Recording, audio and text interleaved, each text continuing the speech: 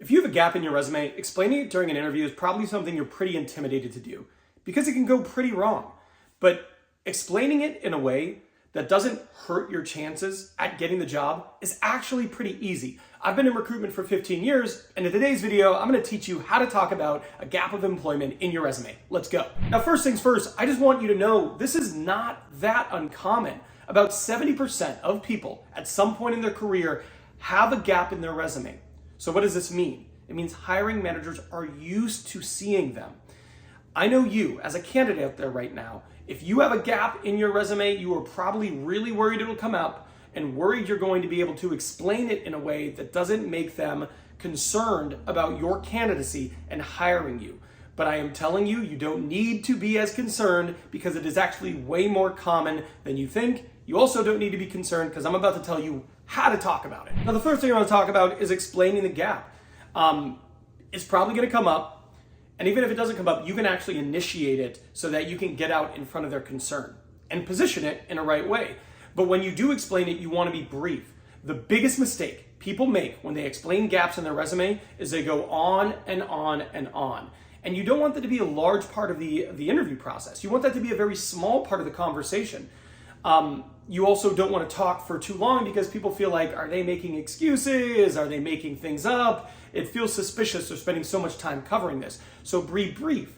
You might want to say something along the lines of, you might have noticed I have a gap in my resume. I took some time off to take care of a sick parent.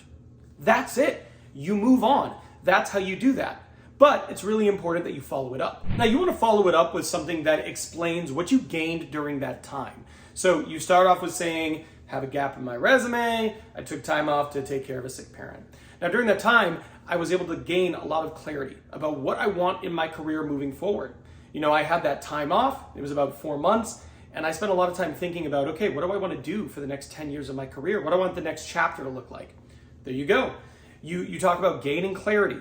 If there was something you did in terms of skills, sharpening your sword, learning, certifications, feel free to sprinkle that in there as well. The next thing you do, and this is really important, is you want to tie that clarity to their job, right? So you can say, you know, I took that time off, and one of the things that happened during that period is I really gained clarity on my career. What do I want to be doing in the next chapter? What have I been really good at? And what am I passionate about? And that's why I'm pursuing this job. Specifically during that time off, I found that I really craved doing more A, B, and C.